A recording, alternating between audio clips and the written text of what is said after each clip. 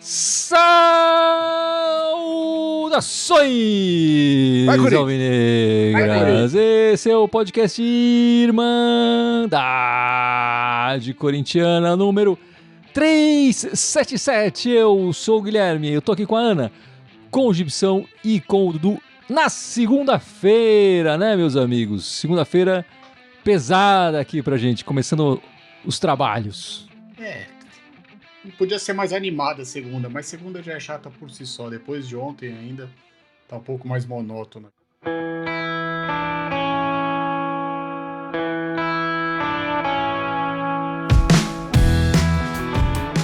Bom, vamos lá. Ontem o Corinthians perdeu, né, na Ponte Preta, num jogo que o Corinthians amassou bastante a Ponte, mas não conseguiu fazer o gol, levou o gol, né? Enfim, perdemos ali 1-0. E agora as nossas chances no Paulista estão bem mais complicadas. Já eram difíceis antes, mesmo se a gente tivesse ganho, mas agora estão bem mais complicadas. Vamos falar desse jogo, das nossas chances no campeonato. Falar também da Copa do Brasil, que a gente se classificou na semana passada, né? Enfim, mais algumas coisas que aconteceram aí durante essa semana do Coringão. Mas eu vou começar com a Ana, então. Ana, como é que foi essa partida? O que você achou? Na minha cabeça, eu dividi em duas vertentes, assim, né? Eu pensei, nossa, começo assim, eu pensei, eles tentaram, né? Tiveram garra, eu até acho isso. Mas depois eu pensei, nossa, é muita incompetência, né? Você chutar 29 bolas e só 4 na direção do gol, 29 chutes, 55 cruzamentos, ninguém conseguiu botar. Eu me lembro de uma cabeçada na direção do gol, que foi aquela do Romero lá, que passou pelo goleiro e depois o cara tirou. Não lembro, assim, de nenhuma defesa espetacular do goleiro da Ponte Preta. Precisa melhorar e muito, né? E muito. Mas eu não gostei dessas substituições, essa mania de colocar o Rojas. Não vai, cara, o Rojas não vai. Eu acho que ontem tudo deu errado e combinou com a bola não entrar. Mas eu achei, depois pensando friamente, que você deu tempo da gente pensar, né, já que a live não foi ontem, foi muita incompetência. Eu acho que ontem a gente sofreu um pouquinho do gosto que a gente fez durante muito tempo. A gente pegou um time que fez 1-0, veio pra jogar pelo empate, fez 1-0 e fechou a casa. Não, mas aí você tá voltando do Corinthians de 2017. Você tá voltando bem no tempo aí, né? Porque, voltando mesmo. Na verdade, esse gol no começo, essa coisa aqui, é o nosso... Primeira chance dos caras, foram lá... É a nossa sina nos últimos 2 anos, é isso que o Corinthians tá vivendo, né? Não, eu concordo. É que eu tô falando assim, o time que se fecha, né? Porque o Corinthians, apesar de ter assim em 2017, a gente ficou até 2019 também era assim, né? O Corinthians não sabe. Os times fazem 1-0, se retranca, o Corinthians não consegue quebrar essa retranca, furar, não tem armas. Teoricamente, essa pausa aí que nós vamos ter entre o paulista e o brasileiro, que se encaminha para isso, espero que o treinador, o Tonhão aí, treine fundamento. Não é possível você fazer 55 cruzamentos na área e acertar uma cabeçada do Gustavo Henrique no primeiro tempo, que foi para fora, e 2 depois dos 90 minutos. Mas o Corinthians não jogou bola. O Corinthians não jogou tão bem ontem, né? Não adianta você falar, ficou em cima, mas com tudo isso aí, o goleiro da Ponte mal sujou a roupa. Se a gente estivesse jogando com eles até agora para fazer a live, ele estaria 1-0 ainda para a Ponte, a bola não ia entrar. Estamos pagando o preço de não ter tido uma pré-temporada meio que decente, com um time decente, e trocar de técnico já no começo do campeonato. Assim, tomar um gol no começo... como você falou, virou sina, né, Gui? A gente toma gol no começo, toda hora é começo do tempo. Ou no primeiro tempo, ou no segundo tempo, parece que entra mais desligado. Enfim, lance difícil, lance besta, assim. Tomamos um gol idiota no começo da partida. Só que, assim, a Ponte... A gente sempre enxerga as coisas pro nosso lado e não enxerga do adversário, né? A Ponte tá numa baita disputa de vaga também ali. Essa vitória pra eles valia um caminhão de dinheiro, como diria o Carille. Os caras fizeram assim, empate pros caras seria um baita resultado na arena. Os caras fizeram esse gol, fecharam, falaram, daqui ninguém passa, né? E desencararam, assim, o Corinthians ficou jogando posse de bola, o quê? 80% deu uma coisa assim bizarra do gênero, enfim. Nem o Barcelona, né, na época do tic-tac, fica com 80% de posse de bola. Mas assim, a gente sabe que a gente tem dificuldade de finalizar, a gente sabe que o nosso time ainda não é um time, porque, como diz o Dudu, também não teve pré-temporada, os jogadores foram chegando, alguns acabaram de chegar, enfim. E aí pesa o fato que a gente começou a ficar animado desde a chegada do Tonhão, porque, pô, foram 4 vitórias, 1 empate, né? Pô, tá tudo... Ó, pô, o time tá azeitado, a gente começa a ter esperança de classificar. Porque assim, a gente perdeu essa classificação antes, 5 derrotas. A cagada da diretoria, como sempre, enfim. O planejamento ruim, mal feito. Mas a gente criou a esperança. Se tivesse conseguido pelo menos um pontinho ontem, assim, até poderia ter uma mínima esperança. Mas agora eu acho que já era. Tchau e abraço. Assim, desde a chegada do Tonhão, a gente já sabia que a chance de classificação era mínima, né? Assim, 5 derrotas seguidas. Assim, agora, a derrota de ontem foi muito diferente das derrotas dessas 5 partidas que a gente levou com o Mano Menezes. O Tonhão deu um ânimo nesses caras que não existia com o Mano Menezes. E não existia desde o ano passado, né?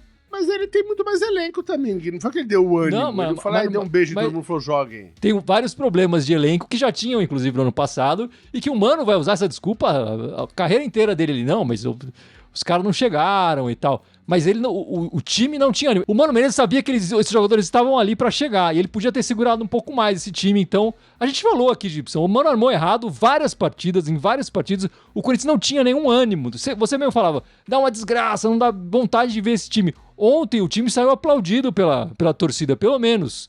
Eu acho que atacou muito errado, como a Ana falou, o Dudu falou, pelo scout lá do SofaScore. O Corinthians não finalizava tanto no gol adversário desde novembro de 2019. Quer dizer, o Corinthians tentou errado, não deu certo, e foi inclusive o que o Tonhão falou na coletiva pós-jogo.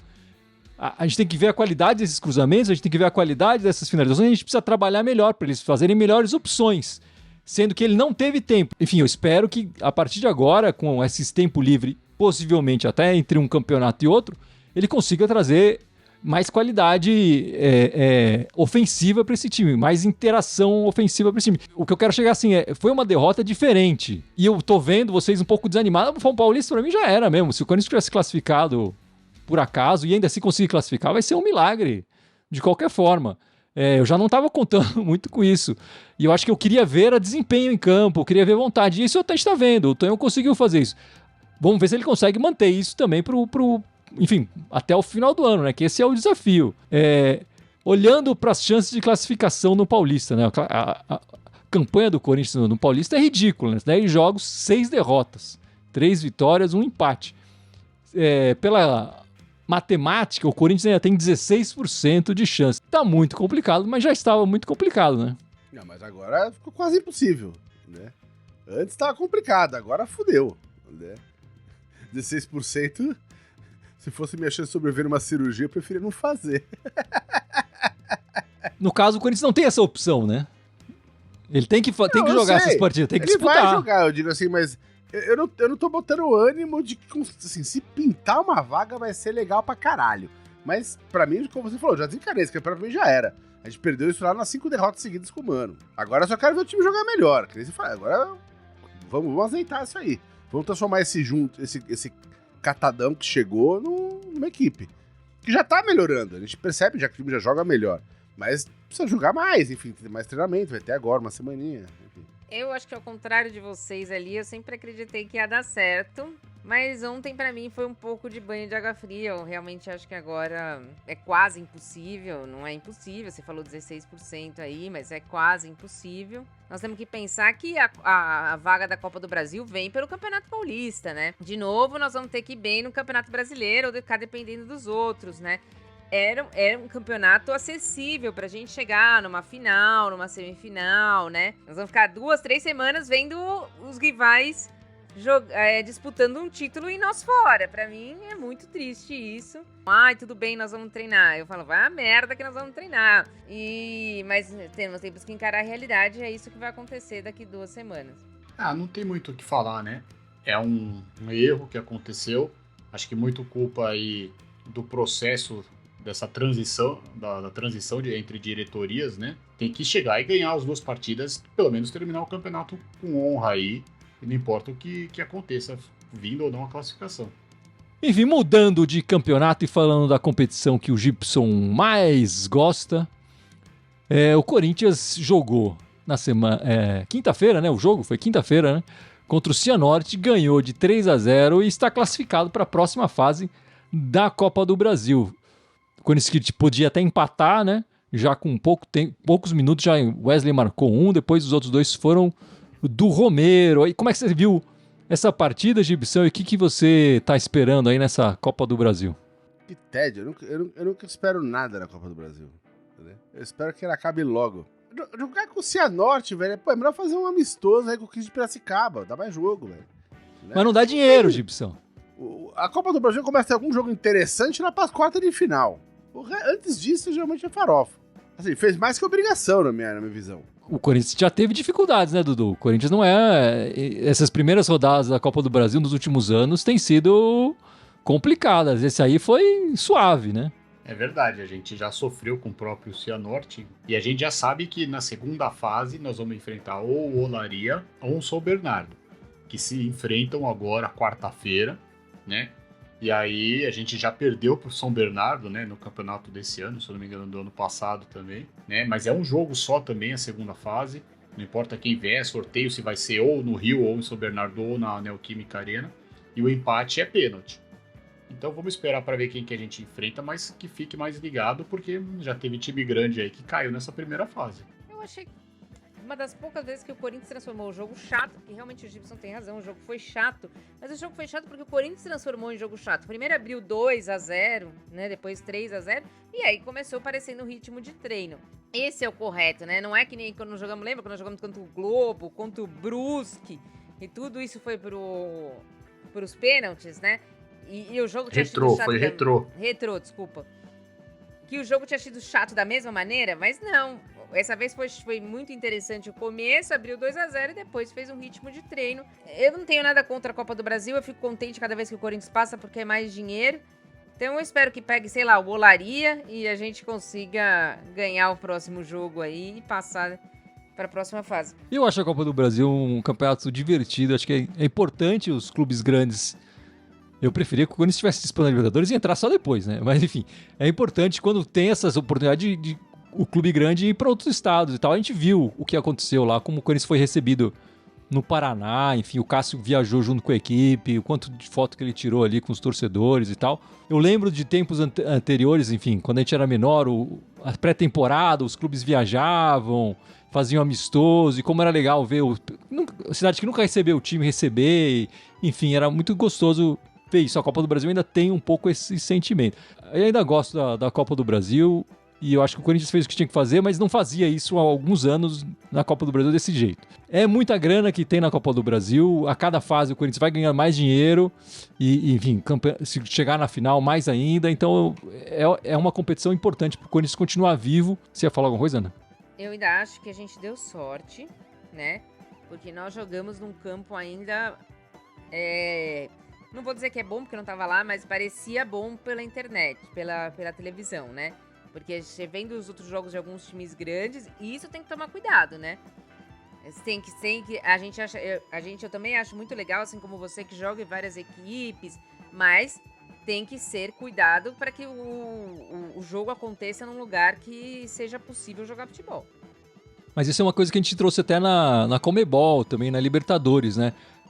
O regulamento fala em capacidade do estádio para receber jogos e tal, e isso já é um passado, quer dizer, tinha que falar em condições de jogo, enfim, tamanho da grama, especificar outras coisas, banheiro, enfim, funcionando para as duas equipes, tinha que falar de outras coisas e não do tamanho do estádio, porque o tamanho do estádio não garante nada, né? E só que nem, né, comentando o que você falou, o Corinthians, como começou na primeira fase, caso o Corinthians ganhe a Copa do Brasil, o Corinthians recebe em premiação total da Copa do Brasil 95 milhões de reais. Então, acho que é um turu que a gente está precisando. E aí eu também acho errado, mas eu entendo as premiações, né? O Corinthians eliminou o Cianorte, foi quase 1 milhão e 700 mil reais. Mas se é o Cianorte que elimina o Corinthians, não ia dar 400 mil reais, porque é o time de Série D. Acho que essa premiação às vezes muda deveria a premiação ser... Muda por causa de série. E a mesma coisa com a renda, né? O jogo foi em Maringá, mas como o Corinthians ganhou o jogo, aí fica, né? O Corinthians se classificou, passa a ser uma renda de meio a meio, né? Se o Cianorte ganha do Corinthians, aí ele tem uma porcentagem maior, mas enfim. Também é uma coisa que o time joga pouco com um time grande, pode fazer uma gordura aí, e também acaba não tendo tanto quanto eles gostariam. E Gibson, nessas duas partidas dessa semana tivemos a chance de ver o Carlos Miguel titular 2 partidas seguidas aí contra o Cianorte, não foi vazado, e contra a Ponte Preta levou um gol ali. Como é que você viu o reserva do Gigante, o desempenho dele? Eu gosto muito dele no gol. Não tem muito tempo de partida, né, de jogo. É bom pra ele ganhar uma minutagem, enfim, também treino é treino, jogo é jogo, né? Eu nem vi o gol como culpa dele, enfim, o gol foi um acaso ali, né? Ele foi bem na bola que foi no chão, né? Ele foi rápido. Eu honestamente acho que aquela bola rasteira que ele pegou e a bola espirrou sobre a cabeça do cara pra cabecear, eu acho que aquela bola rasteira o Cássio não teria pegado no chão. Enfim, posso estar falando bobagem, né? Mas, cara, eu gosto muito dele. Assim, ele não vai ficar ali porque, cara, o Cássio, pela envergadura dele no clube, já volta, né? Mas fico muito feliz de ter ele ali e de ver ele jogando, né? Merece a oportunidade. Ele é um ótimo goleiro, né? Ontem foi a primeira derrota dele, né? Foi o 13º jogo, primeira vez que ele perdeu. Mas foram 2 jogos que a gente mal viu ele, né? Porque contra o Cianorte ele quase não fez nada. E ontem também, apesar da defesa, ele depois tomou gol, depois a Ponte não exigiu dele, né? Não teve que fazer muita coisa lá. Eu gosto bastante dele, a gente tá bem servido, né? Eu sei que a gente já falou isso quando tinha o Walter também. Acho que é saber o momento aí do Cássio parar, não sei, né? Ele tem contrato até o final do ano, não sei se a diretoria vai renovar. Eu tô seguro em relação a isso. Por enquanto o Cássio não puder jogar, a gente sabe que o Carlos Miguel entra e dá muito bem conta do recado. A minha impressão é que, assim, se fosse o Cássio, todo mundo estaria criticando nessa bola aí que ele espalmou pro meio da área. Poderia ter colocado uma pessoa a mais na barreira para impedir esse chute por baixo, né? Uma terceira pessoa ali na barreira impediria pelo ângulo. Então, assim, é difícil analisar esses 2 jogos porque ele não foi muito exigido. E quando foi exigido, eu achei que... Assim, eu achei que... É tipo se fosse... Quando joga o Cássio, a gente fala que o Carlos Miguel pegaria. Quando a gente fala que o Carlos Miguel... Quando tá jogando o Carlos Miguel, a gente fala que o Cássio pegaria, né? É complicado. Tornou-se mais complicado porque os amigos dele não ajudaram. Se tivesse feito 2-1, ninguém tava falando nada desse gol que tomou. Mas eu não gosto de goleiro que fala que ainda eu optei por espalmar pra dentro da área. Porra, não. Espalma pra fora, né, cara? A verdade é assim, o Carlos Miguel, a gente só vai entender o potencial dele, que parece que é enorme, quando eu colocar ele pra jogar várias partidas seguidas. Esse aqui é o negócio. O Cássio foi a mesma coisa, quer dizer, ninguém acreditava no Cássio, enfim, tava na Holanda lá, ninguém queria saber dele, o Corinthians foi lá, trouxe, era o terceiro reserva, começou a jogar, foi decisivo e foi indo e tá aí até hoje, né? O Carlos Miguel precisa de tempo, precisa de jogar. 2 partidas, foi legal, mas acho que a opinião nossa não pode mudar. Agora uma falha... Condenaram o cara. E aí, se a gente for levar isso a ferro e fogo, não sobra ninguém lá no clube, né? Eu acho que essa percepção da torcida ainda que a Ana trouxe, se fosse o Cássio, tava todo mundo falando muito pior. É importante pra gente pensar no ano que vem, né? Porque quanto tempo mais o Cássio vai aguentar essas críticas? Quanto tempo mais o Corinthians vai ter que ficar segurando essas críticas ao Cássio? Pode ser que no ano que vem, como termina o contrato do Cássio no final do ano, né? Pode ser que aí o Carlos Miguel assuma e é importante a gente vê-lo mais vezes. Mas vamos mudar um pouco de assunto. Esse início do Tonhão da Massa, para mim me impressionou. Não sei se... Enfim, como a gente falou aqui, acho que agora impactado por essa derrota, a gente tá um pouco menos, né? Mas só para eu trazer algumas informações aqui, desde o Mancini, um treinador do Corinthians não estreava com vitória. O Tonhão foi lá e conseguiu. Quer dizer, passou o Silvinho, passou o Trairão da Massa, o Lázaro, o Condenado, o Lucha e o Mano. Nenhum deles estreou com vitória. Desde 2021, o Corinthians não marcava 11 gols em 4 jogos. Que ele conseguiu aí nos primeiros 4 jogos, o Tonhão. E depois de 7 anos, um treinador inicia o trabalho sem perder os 4 primeiros jogos. Em 2017, o Carille conseguiu isso. E agora, depois de 7 anos, o Tonhão da Massa aí, Gibson, consegue esse feito, né? Enfim, parece que é uma coisa tão... os adversários são fracos, o time... Mas olha só o quanto de números que ele está conseguindo, que não foram conseguidos esse tempo todo. por outros treinadores de muito mais nome e tudo mais, né? Os números não se discutem, os números estão aí pra esfregar na nossa cara. Mas o que eu evito, o que eu tô tomando um cuidado, enfim, até agora, por mais que eu goste dele, enfim, tô gostando do trabalho dele, é que assim, cara, não foi só ele que mudou na equação, né? Mais coisa mudou nessa equação. Coincidentemente, mais ou menos na hora que ele chegou. Assim, que tem o dedo dele, eu não tenho dúvida. Eu não colocaria todas essas vitórias, esse desempenho todo na mão dele. Onde ele chegou, ele aproveitou essa chegada desse pessoal, aproveitou bem. É excelente notícia, porque faz tempo que a gente não tem uma boa notícia no começo do trabalho do treinador. E só tem a melhorar, eu acho. Eu tô esperançoso de um ano bem razoável do time esse ano, né? E em parte é por causa desse começo. Mas esse começo não é só a chegada do Tonhão, é a chegada de outros jogadores importantes, enfim, que estão compondo o elenco. Mas tudo isso tá acontecendo no momento certo. Chegou um treinador bom com jogadores que estão desenrolando melhor. A idade média do time foi lá pra baixo agora, né? A gente tá jogando com um elenco bem mais jovem, que corre, tem fôlego pra correr, o que é outra história. Mas, olha, eu tô bem otimista com esse ano. Sem dúvidas foram números muito bons, né? Pra mim ele trouxe à tona alguns jogadores que estavam jogando um futebol pra mim horroroso. Yuri Alberto, o Wesley, pra mim ele melhorou alguns, mas ele sozinho, como disse o Gibson, não tem todos esses louros. Pra mim a gente tem um jogador muito especial que começou o jogo, que começou a jogar depois que o Mano foi embora, que é o Garro. O Garro, pra mim, muda o meio de campo com toques inteligentes, com outra dinâmica do meio de campo. O Tonhão tem a vantagem, por exemplo, de trazer o Maicon pra jogar do lado dele, então a gente fica com uma dupla de meias, né? Eu acho que tudo isso fez com que o Corinthians fosse melhor. Eu acho que talvez 1 ou 2 contratações no máximo a gente já tem um elenco mais encorpado ali pra disputar Campeonato Brasileiro, Copa do Brasil e Sul-Americana. Eu acho que o Tonhão, enfim, eu já falei um pouco disso antes, ele trouxe um ânimo aí pro elenco, pra um time que não tinha, a gente não via esse ânimo fazia muito tempo, acho que desde o outro português.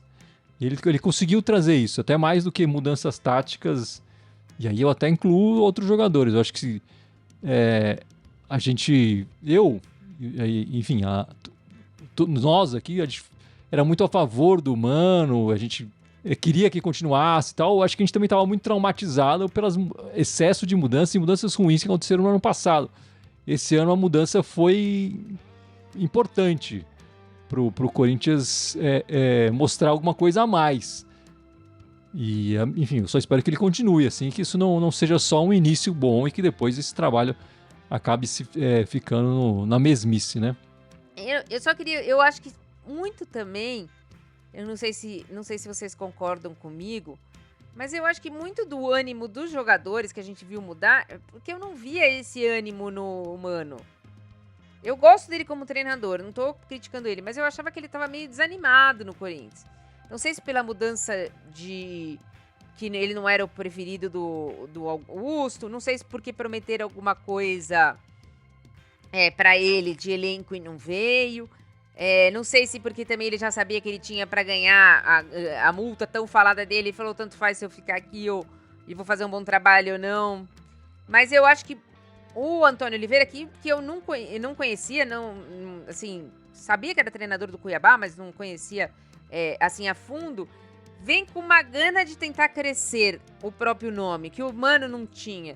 Então, pra mim, o Antônio Oliveira precisa que o Corinthians dê certo para que faça o nome dele. O Mano já não sentia mais tanto isso. Eu acho que isso pode ter feito a diferença.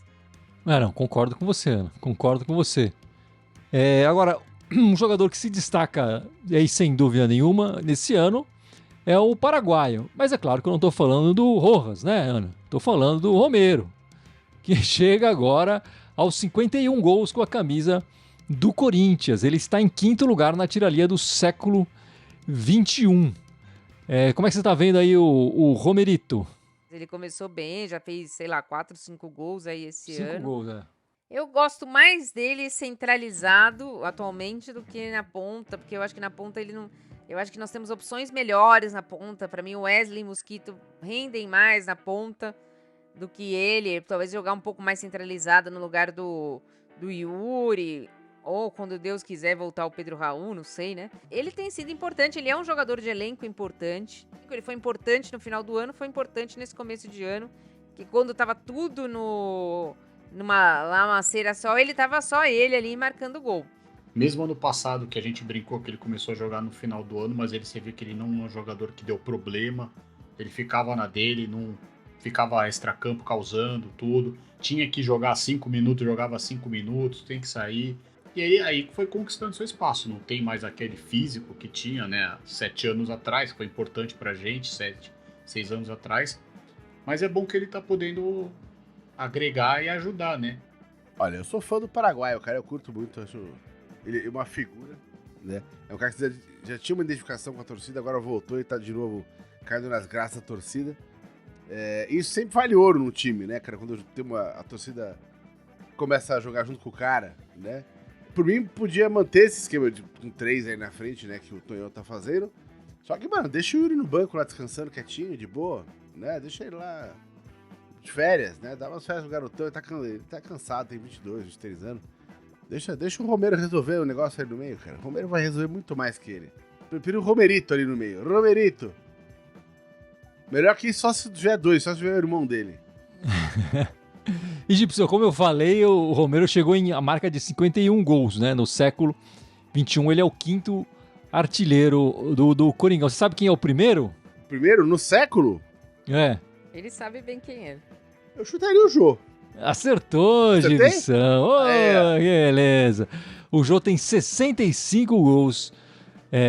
Enfim. O Jô fez muito gol pelo Corinthians. Não tem a menor dúvida que o final foi deprimente. Mas, pô, das outras temporadas a gente lembra muito bem com carinho dele. 2017 ele fez muito gol. Também, então, artilheiro do brasileiro. Em segundo lugar tem o Dentinho com 55, o Guerreiro em terceiro com 54, o Gil, não o zagueiro, né? O Gil da base, o garoto lá com 53, o Gil da festa lá, como é que era a festa? Pode tudo, né? Pode tudo. Só não pode. E o Romero aí com 51 gols. Ana, o Romero vai passar o Jô? O Jô não, mas eu acho que ele vai ficar em segundo. Pra ficar em segundo ele precisa marcar mais 4 gols aí, né? Nesse ano ainda. Eu acho que a média dele é uns 10 gols. Por ano já fez 5 mais 5. Dudu, o ano mais goleador do Romero foi em 2016, quando ele marcou 15 gols. Esse ano ele já marcou 5. Vai passar o Jô? Ele vai marcar muito mais ainda. Eu acho que ele não passa o Jô, não, mas ele vai dar liga, ele vai chegar próximo aí. Ele vai chegar no 62, 63, eu acho. Tô mais esperançoso um pouquinho que a Ana. Acho que ele faz aí mais de 10 gols. Até pra gente ter assunto aqui no podcast, se você voltar com isso. Lembra que eu falei, tá?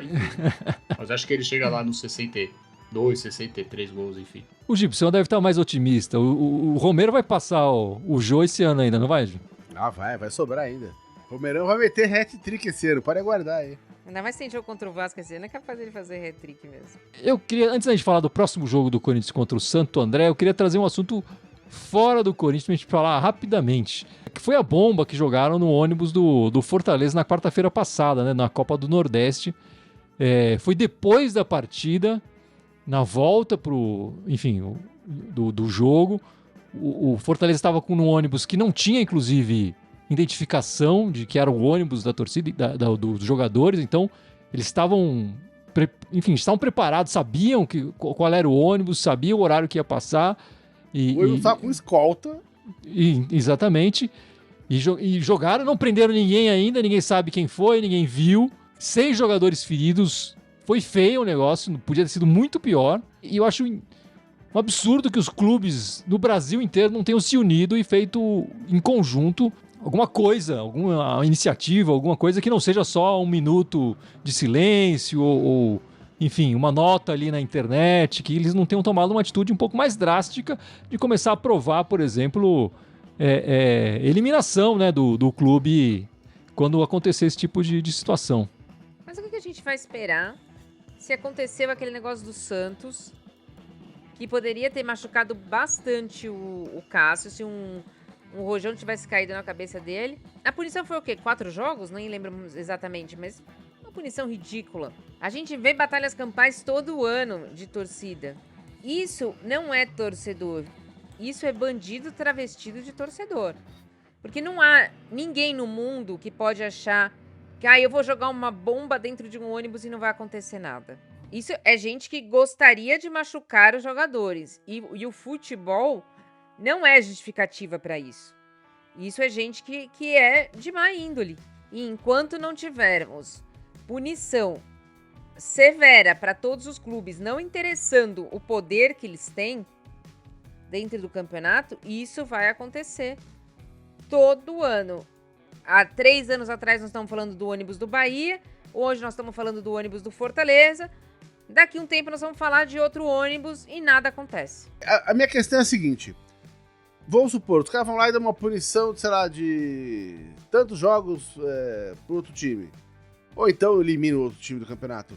Cara, a punição tá sendo externalizada pra outra coisa. Você acha que os caras que fazem isso tão preocupados se o time vai ser punido 4, 5 partidas? Não adianta. Tem que pegar os caras. O que eu acho mais bizarro dessa história é que o ônibus tá sendo escoltado pela PM e a PM não pega ninguém. Cara, isso aí é pra demitir o comandante da operação, bicho. Enquanto eu acho que não começarem a pegar os caras mesmo, pegar e aí, meu, processo criminal e o cacete, a porra toda, eu acho que o resto não adianta. O resto é tapar o sol com a peneira. Pegar os caras seria essencial, né? Enfim, era o básico do básico, enfim, era o beabá de polícia. Mas assim, o exemplo que a gente tem dos hooligans lá na Inglaterra, isso só começou isso diminuiu e parou, hoje não se fala mais nisso, quando os clubes foram punidos também. Eu acho que a gente não pode não fazer nada. Do jeito que tá, que é não fazer nada, não pegar, não punir, não fazer porra nenhuma, só ficar falando, puxa vida, é que não pode acontecer, entendeu? Olha, Gui, até achei legal que você trouxe esse assunto, enfim, mas eu acho que eu vou seguir uma linha um pouquinho diferente do Gito. Eu sei que é complicado, mas eu acredito sim que o clube tem que ser punido, até por parte da própria torcida começar a ajudar o clube. E nós estamos falando de bomba, mas a gente vê sinalizadores, a gente vê tacando cortador de unha, a gente vê tacando moeda, tudo isso aí, né? Tacaram faca, né? Entre as outras torcidas aqui de São Paulo, marmita que tinha uma faca dentro. E para citar casos recentes. Eu acho que o clube tem que ser punido, porque assim, vai doer para muita gente, eu sei, para pessoas honestas, para o clube que precisa desse dinheiro, para patrocinador, tudo começa. Eu acho que falta a união dos clubes. Os clubes precisam ser mais unidos porque o interesse é de todos. O campeonato é de todos. Nós estamos vendendo o campeonato brasileiro para o resto do mundo. Eu acho que o futebol, como estão pagando números exorbitantes, tanto, né, para jogadores, enfim, tudo, precisa ser visto como um espetáculo ainda melhor, algo mais decente, para que a gente possa ter segurança de ir ao estádio, voltar do estádio, enfim, todo essa parte do trajeto, e os jogadores também, porque senão a coisa vai desandar. Infelizmente, eu vou falar, mas é por sorte que algo trágico ainda não aconteceu. Enfim, eu acho que os clubes precisam ser mais amigos nesse sentido, para que a gente possa evoluir como um todo, como uma nação.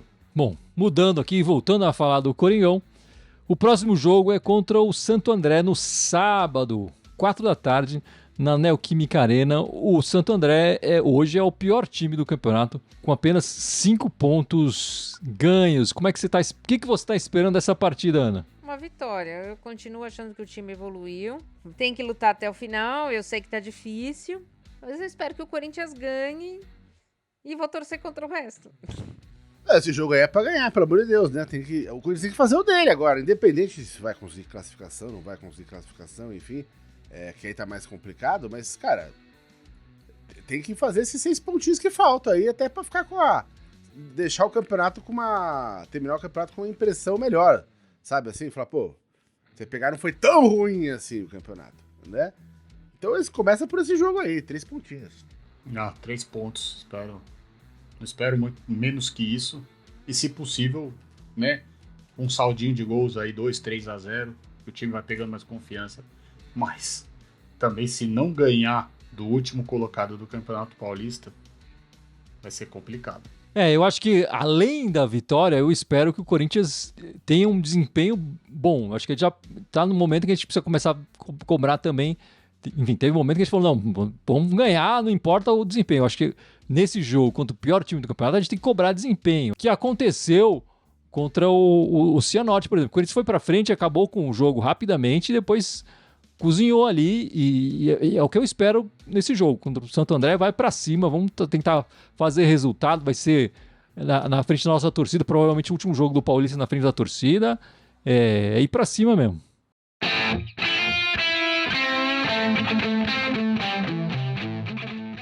É isso então, meus amigos. Vamos encerrando este podcast 377. Mas não sem antes o Gibson lembrar as nossas redes sociais, certo, meu amigo? Bora, vamos lá. Estamos ao vivo aqui no YouTube e no Twitter, ou X, como você preferir. Temos também o Instagram, o Facebook, o SoundCloud, iTunes, Deezer, Spotify, Telegram e TikTok. Todos eles com Irmandade Corinthians com TH, só no Twitter que é Irmandade Timão. E Dudu, semana que vem estaremos de volta.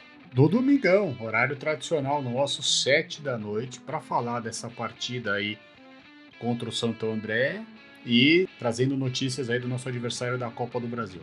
É isso então, meus amigos. Vamos encerrando. Esperamos vocês na semana que vem, no nosso horário tradicional aí, como o Dudu falou. Muito obrigado e vai Corinthians! Vai, Corinthians! Vai, Corinthians! Pô, a Ana tá desanimada. Pô, fala um vai Corinthians decente aí, vai, Ana. Vai lá, Ana, vai. Eu tô igual o Rojas. Eu tô igual o Rojas. É um vai Corinthians do Rojas.